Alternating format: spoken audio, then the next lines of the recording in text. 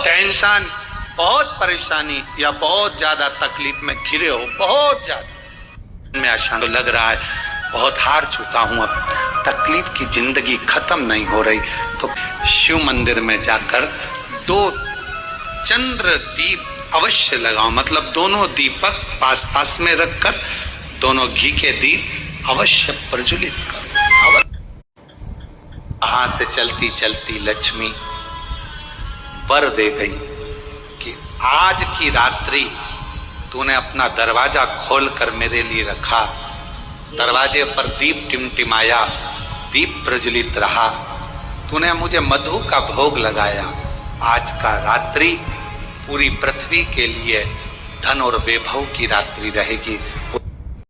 माता निर्मल पिंपरी शिव गांव 1 बजे से 4 बजे तक 5 दिवसीय शिव महापुराण की कथा है। 12 से 16 तारीख तक ये कथा 9 तारीख को विराम होगी, वो 12 तारीख को चालू होगी, 16 तारीख तक चलेगी। पंडाल में बड़े बड़े पंडाल लगाए गए हैं जहां बैठकर कथा का तत्व लोग ग्रहण करेंगे। क्या कहा शिरडी के बाबा ने, क्या कहा साईं राम ने? एक ही बात कही, श्रद्धा दूसरे नंबर पर सबूरी। आज के जमाने में जरा सी सबूरी नहीं है, जरा सी। भले अपन शिरडी के पास रह रहे हैं पर रत्ती भर की सबूरी नहीं है। तुम्हारे यहां से शिरडी कितनी दूर है? जलगांव से बोलो बोलो कितना किलोमीटर है? 220 किलोमीटर। अब नजदीकी है ना, हमारे यहां से तो दूर ही है, 800 किलोमीटर पड़ जावे, तो तुम्हारे यहां से तो फिर भी पास में ही है। तो इतना नजदीक होने के बाद भी सबरी नहीं है, थोड़ा सबरी होना चाहिए, जरा सी सबरी। बेटा बेटी का ब्याह हुआ, शादी हुई, 6 महीना रहे, झगड़ लिए, लड़ लिए, अलग हो गए, मैं इसका मुंह नहीं देखूं, मैं उसके यहाँ नहीं रहूंगी, तलाक ले लूंगी, मैं नहीं रहूंगी, यहाँ नहीं रहूंगी। मारे थोड़ा सब्र तो रखो। तुमने सोचा कि ये बेकार है तो फिर दूसरी शादी कर लूंगी, मालूम पड़े ये बेहरू था और वो काल बेहरू मिल गया तो सुकून का थोड़ा थोड़ा। एक तू ही आधार सतगुरु, एक तू ही आधार, मिलो ना जब तुम जीवन में शांति कहाँ मिल सकती मन में, मिलो ना जब तक तुम जीवन में शांति कहाँ मिल सकती मन में। और ये शांति कहाँ से मिलेगी? आपको कहीं प्राप्त नहीं। और फिर निवेदन करेंगे, आप सबके गुरु होंगे, जितने आस्था चैनल पर सुन रहे हैं, जितने फेसबुक यूट्यूब पर सुन रहे हैं, जितने कथा को श्रवण कर रहे हैं, सारी दुनिया के लोग कथा सुन रहे हैं, लाखों लोग, करोड़ों लोग इस शिव महापुराण की कथा को श्रवण कर रहे हैं। शांति, आपके कितने भी गुरु हो, किसी का भी गुरु मंत्र हो, और उसके बाद भी अगर तुम्हारे दिल को शांति नहीं मिल रही हो, तो आज से एक नियम चालू कर दो, शंकर जी के मंदिर में जाना चालू कर दो, शिव को गुरु बना लो, शांति मिलना प्रारंभ। जब तक मिलो न तुम जीवन में शांति कहाँ मिल सकती मन में, जब तक मिलो न तुम जीवन में शांति कहाँ मिल सकती मन में। और मैंने ढूंढा देश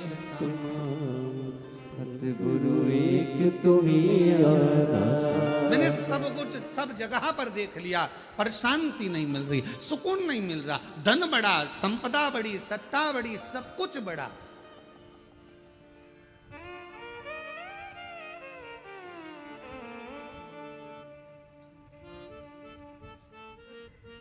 हम तो हम अपनी कथा में भी करते हैं। पंडाल बड़े, इतने श्रोता बड़े, इतने संत बड़े, इतने कथाकार बड़े, इतने साधु, इतने तपस्वी, इतने साधक, इतने उपासक, सब बड़े, पर एक चीज नहीं बढ़ पा रही है।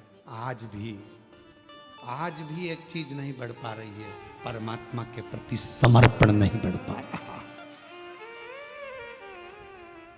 सब कुछ बढ़ रहा है, कथाकार बढ़ गए, पंडाल बढ़ गए, पब्लिक बढ़ गई, श्रोता बढ़ गए, सब कुछ बढ़ गए, मंदिर बढ़ गए, तीर्थ बढ़ गए, सब बढ़े, पर समर्पण नहीं बढ़ पा रहा। हमारा समर्पण एक जगह पर क्यों नहीं हो पा रहा? किसी ने कहा यहाँ चले जाओ, वहां पर अच्छा लगेगा, वहां पहुंच गए। किसी ने कहा वहां चले जाओ, वहां से ये काम हो जाएगा, वहां चले गए। समर्पण नहीं हो पाया, एक स्थिरता में एकजुट नहीं हो पाए और हमारा समर्पण पूर्ण नहीं कर पाए। क्यों भटके?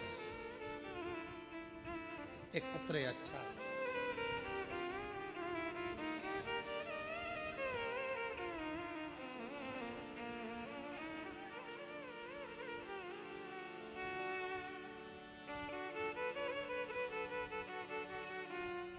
गीता मोहन शर्मा, कपड़ों से भरी पड़ी हुई है।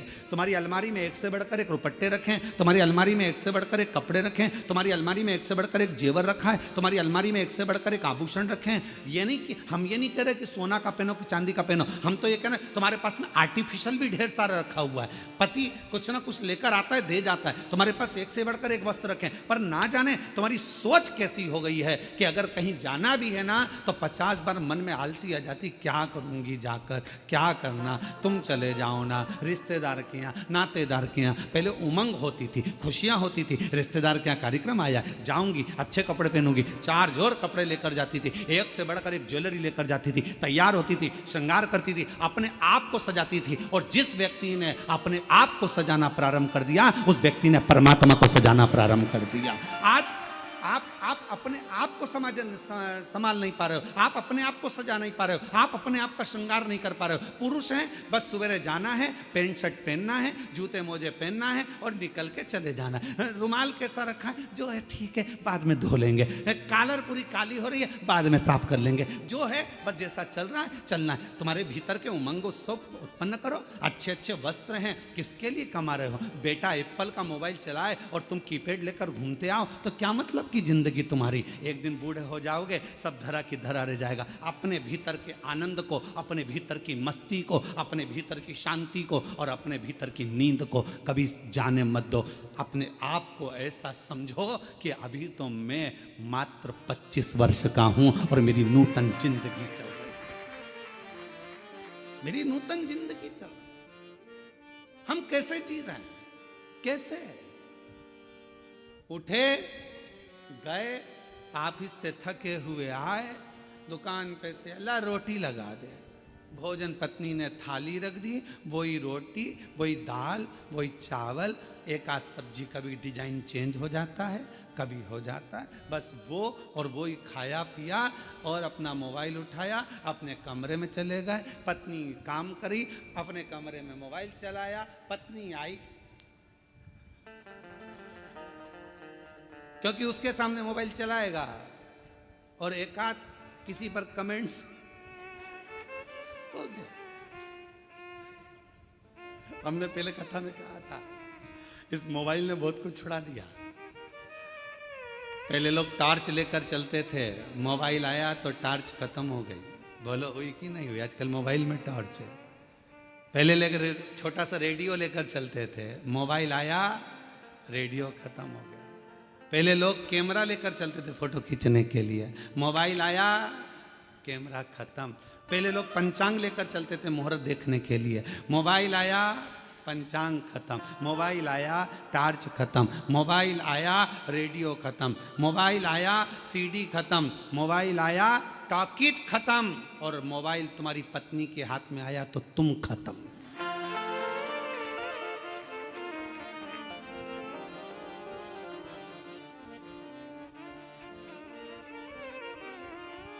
इसलिए अभी हमारे शैलेंद्र भैया भजन गा रहे थे, एक तू ही आधार सतगुरु, एक तू ही आधार, एक तू ही आधार सतगुरु, एक तू ही आधार। जब तक मिलो न तुम जीवन में, शांति कहाँ मिल सकता।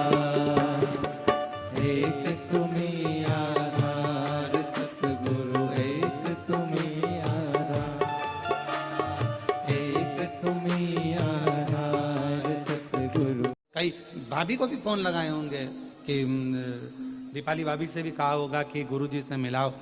कई लोगों को लगता होगा खुद मिल लेते हैं, हमको नहीं मिलाते होंगे। पर सत्यता तो यह है कि हम हमारे कमरे से निकलते नहीं। हमारा भजन हमारे उन जीजियों से हम जब भी कथा में आते हैं, हम दो बातें भगवान से कहकर आते हैं। हे प्रभु भोलेनाथ, शंभुनाथ, त्रिकालदर्शी, कैलाशी, अविनाशी, हे शिव, इतनी कृपा करना, किसी माँ की, किसी स्त्री की, किसी नारी की गोद कभी खाली मत रखना, और किसी पुरुष की जेब कभी खाली मत रखना। स्त्री की गोद खाली रहती है तो उसको सुनना पड़ता है, और पुरुष की जेब खाली रहती है तो उसको सुनना पड़ता है।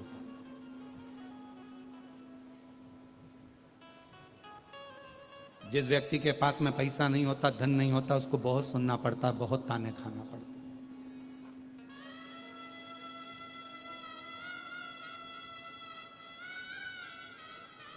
और जिस नारी के संतान नहीं होती, संतान का सुख नहीं होता, उसको भी एक पत्र है, देखिए।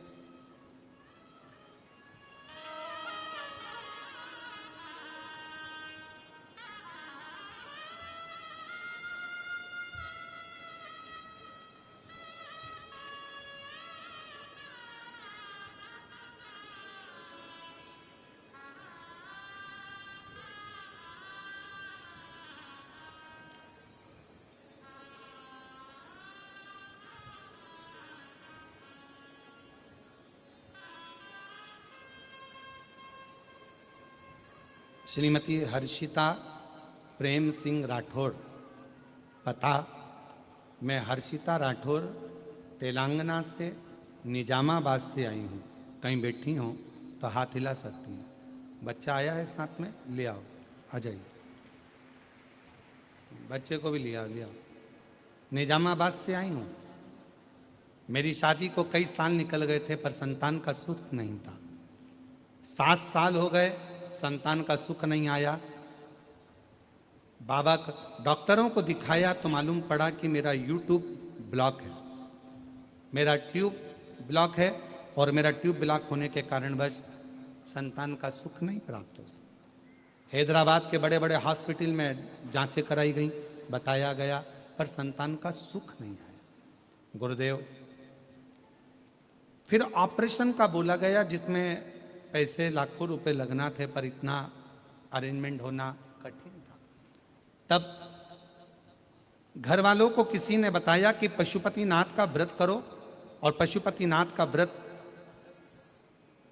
करते ही मुझे गर्भ ठहर गया, और बाबा की कृपा से, शिव की कृपा से 8/8/2024 को 7 साल के बाद मेरे बाबा ने मुझे पुत्र रत्न की प्राप्ति कराई। मैं बाबा को यहाँ धन्यवाद देने के लिए आया हूं,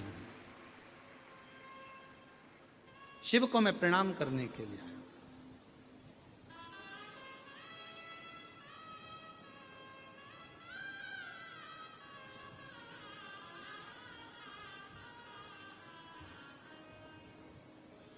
एक विश्वास, एक भरोसा, एक दृढ़ता शिव के करीब में लेकर जाती है, शंकर भगवान के पास। पितरों ने कहा कि हम हमारे इस पितृदोष से संसार सागर की मुक्ति हो, मोक्ष हो, ऐसा कोई फल केवल देव अधिदेव महादेव ने बेल और दूध का जो प्रयोग है, उस प्रयोग का साधारण फल नहीं है, बहुत फल। और श्राद्ध पक्ष जब तक चढ़ाते रहो, जिस दिन तुम्हें समेट के लोटे में भर दे, बस उस दिन जल समाप्त, सारी समस्या का हल। एक लोटा जल, और वो लोटा जल, समझ गए क्या तुम? वैसे तो तुम सब समझदार हो। चढ़ाते रहो, चढ़ाते रहो, भगवान के मंदिर तक जाते रहो। जिस दिन ये शरीर छूट जाएगा, आप भी लोटे के अंदर भरा जाओगे, और गंगा जी के तट पर पहुंचकर गंगा में समा जाओगे।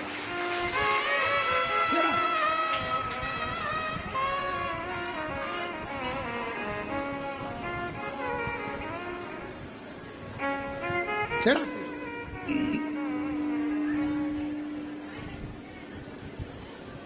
शिव पर आश्रित होकर भंडासुर एक ऐसा असुर हुआ, भंडासुर एक ऐसा असुर। अब आखिरी में सारे देवताओं ने मिलकर कामदेव जी से कहा कि तुम जाकर समाधि को तोड़ो।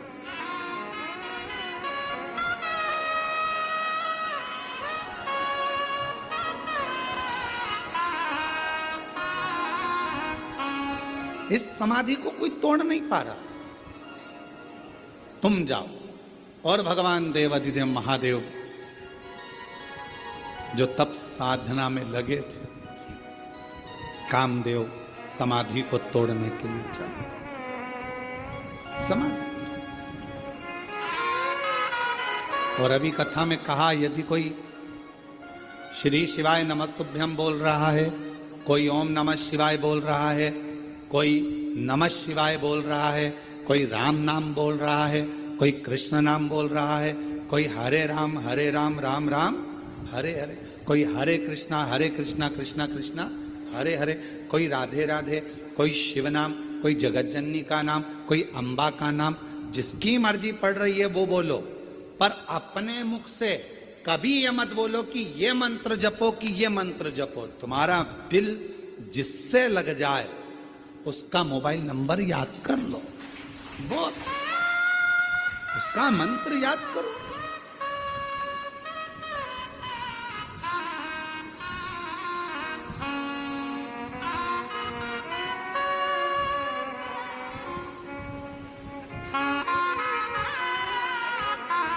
आप नंबर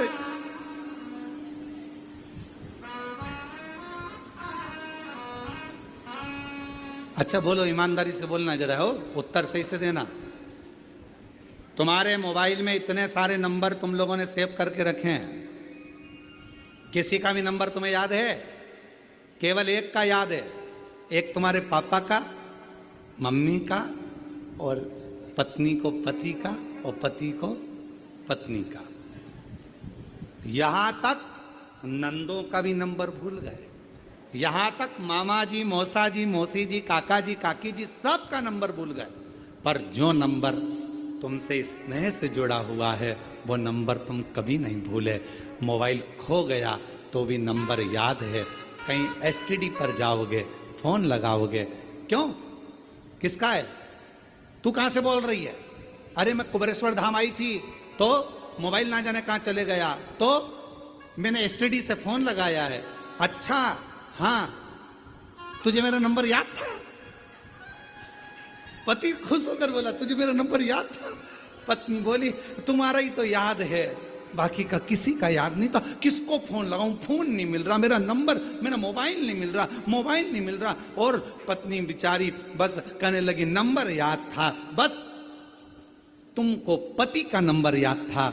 पति खुश हो गया और तुरंत उसने कहा तू चिंता मत कर, मैं बाइक लेकर, गाड़ी लेकर अभी निकलता हूं। रोना नहीं, मैं बैठी मिलना, आ रहा कुबेरेश्वर धाम पर। और आया तुरंत टिकट विकेट कटा के, और दूसरे तीसरे दिन तो यहां पहुंच गया। बस नंबर याद था तो वो खुश होकर तुम्हें लेने के लिए आ गया, और उसका नंबर याद है तो वो भी खुश होकर तुम्हें लेने के लिए आ गया। नंबर याद, और उसका एक ही नंबर है, श्री शिवाय नमस्तो, श्री शिवाय नमस्तो। उसका नंबर याद रखो, नंबर गुनगुनाते। अपने बच्चों को भी बता दो ये नंबर याद रख लेना, अपने घर के बच्चों को भी कह दो ये नंबर मत भूल जाना, ये नंबर याद रखना, ये नंबर बहुत काम का है। जब जब तकलीफ आए, कितने कथा तुमने सुनी होगी, कितनी भागवत, कितने रामायण, कितनी गीता तुमने अपनी जिंदगी में सुनी होगी। हृदय पर हाथ रखकर बोलना, कहीं पे तुम दरी बिछा के वहीं कथा सुन के वहीं खाकर वहीं सोई, बोलो बोलो, कभी करा ऐसा? पर जब से शिव महापुराण की कथा चालू हुई, पंडाल, और अभी तो ये पानी ने ऐसा गड़बड़ कर रखा है कि जल वृष्टि सब दूर हो रही है, हवा पानी इतना ज़्यादा गिर रहा है, तो बड़े बड़े पंडाल लगाने में जहाँ जमीन है वो गीली पड़ी हुई है तो उसमें कीले नहीं ठोकते, इसलिए कथा जितनी भी हो रही है तो उनको कैंसिल कर दिया जाता है और उसकी जगह ऑनलाइन कर दी जाती है। और तो आप लोग को विचार, जो उनसे पूछो जो बेचारे इंतजार में बैठे हुए हैं हमारे इधर हो जाए, एक बार बस छत्तीसगढ़ महाराज आ जाए, महाराष्ट्र आ जाए, राजस्थान आ जाए, गुजरात, हरियाणा, पंजाब, कहाँ ना, बस मिल जाए। और वहीं बिछाया आसन, वहीं प्रसाद, वहीं विश्राम। बाबा ने हमको चलना सिखाया, सब भक्तों से मिलना सिखाया। और 5 दिन 7 दिन सबके साथ रहते हो, परिवार जैसे हो जाते हो। अभी तुम जिसके साथ आयोगे ना, अपने दोस्त, सहेली, मित्र, फ्रेंड, बेस्ट फ्रेंड, तो जिसके साथ तुम लोग यहाँ पहुँचे होगे, अपने रिश्तेदार, अपने दोस्त जिसके साथ आए होगे ना, तो उसके साथ में 4-5 दिन जब रहोगे, 7 दिन जब रहोगे, 5 दिन तक जब आनंद के साथ, तो ऐसा लगेगा अब मन नहीं कर रहा जाने का।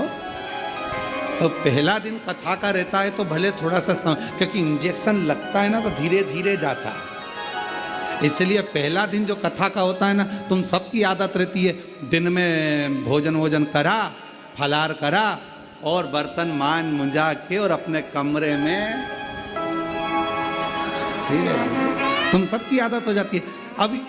अभी तक तो जो रूटीन तुम्हारा चल रहा था ऐसे ही चल रहा था। अब बीच में फंस गई शिव पुराण की कथा, और वो भी 2 बजे से 5 बजे तक सुनना भी है।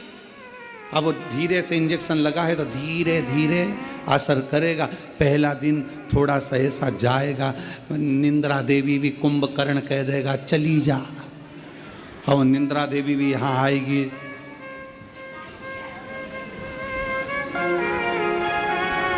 और जो टिक टिक के बैठा है दीवाल से, अच्छा टिका तो बैठा है, फिर थोड़ी देर बाद में मुंह भी खुल जाता है। कभी कभी ऐसा लगता है भोलेनाथ जी आके अमृत की बूंद गिराने वाले कभी ऐसा भी महसूस। थोड़ी देर बाद और फिर पड़ोसन बीच में हारा हारा, और जैसे ही हर हर महादेव निकला तो थोड़ी देर में मुख तो बंद हुआ। फिर थोड़ा पहला दिन थोड़ा सा रहेगा, फिर दूसरे दिन से फिर आदत हो जाएगी, क्योंकि 2 बजे से इंतजार रहेगा। फिर जिस दिन विराम होगा, जो सहेली आई है, दोस्त आया है, फ्रेंड आए,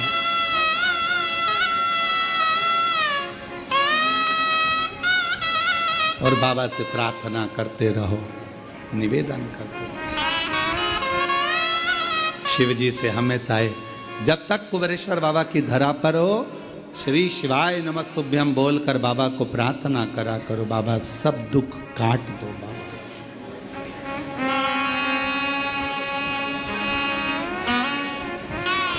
बाबा सब दुख काट, भोला सब दुख काटो, ओ भोला सब दुख काटो। जितने दिन में यहाँ पर हूँ, भले 1 घंटे के लिए, 1 मिनट के लिए, 1 दिन के लिए आई हूँ, पर हे शंकर, हे ओ घड़दानी, मैंने सुना है तू 12 ज्योतिर्लिंग के मध्य में एक ज्योति की पुंज के रूप में विराजमान। बाबा अमावस्या या अन्य महीने की अमावस्या इतना फल क्यों देती है, इतना आनंद क्यों देती है, हमारे पूर्वजों के लिए इतना सुख क्यों प्रदान करती है? कभी अपने मन में यह भाव प्रकट करिएगा कि यह अमावस्या इतनी फलदायक क्यों होती है, क्यों हमारे पूर्वज, क्यों हमारे पितर, क्यों हमारे गए हुए जो भी जीव हैं, और केवल कितने कितने किस्मत वाले हो आप सब। शिव महापुराण की कथा कहती है कि श्राद्ध, पिंड, तर्पण, तिलांजलि, जो जन्म लेकर बड़ा होकर चले गया, उसका तर्पण हो रहा है, उसकी तिलांजलि हो रही है, उसका पिंड हो रहा है, उसका तर्पण हो रहा है। पर कई मेरी जीजियां इस संसार में, कई मेरे जीजा उन बैठे हैं, कई बेटियां बैठी हैं, कई जीजा बैठे हैं, कई माताएं बैठी हैं, जिनके गर्भ में 2 महीने का, 4 महीने का, 3 महीने का, 6 महीने का, 7 महीने का कोई कोई बच्चा जन्म लेने के बाद चला गया, किसी का गर्भ में 2-4 महीने का चले गया, किसी का 6 महीने का चले गया, किसी का जन्म लेने के बाद चले गया, कोई कुंवारी अवस्था में मर गया, कोई अधोगति में मर गया, कोई विवाही नहीं हुआ था तो चले गया, कोई छोटा सा बाल्य अवस्था में चले गया। ना जाने कैसे जीव चले गए। कई माताएं बैठी हैं संसार सागर में, का 1 साल का, कोई बड़ा हो गया, कोई छोटा, कोई कैसा अधोगति में चला गया, वो भीतर की भीतर चला गया, आखिरी में समाप्त हो गया। उसकी गति क्या? प्राण तो आए थे उसमें, श्वास तो थी उसमें, था तो आपका, जीव तो था उसमें।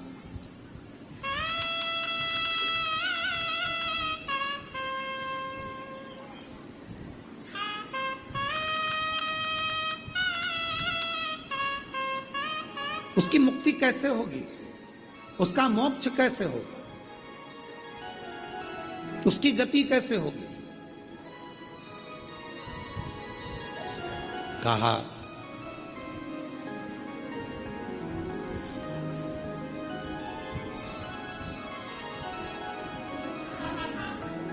मत्स्य पुराण का एक चरित्र है, और मत्स्य पुराण का ये पवित्र चरित्र अच्छोदा सरोवर को दर्शाता है। एक अच्छोदा नाम की एक बड़ी सुंदर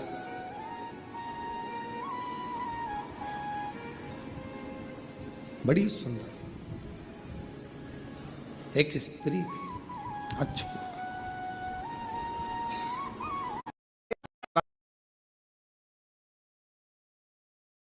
जी अच्छे जोरदार चुन्नी वेस्ट पहन के बैठी हैं, हम बढ़िया हाथ जोड़कर क्यों गीला कर रहे हो? बोलो बोलो, सही है कि गलत है?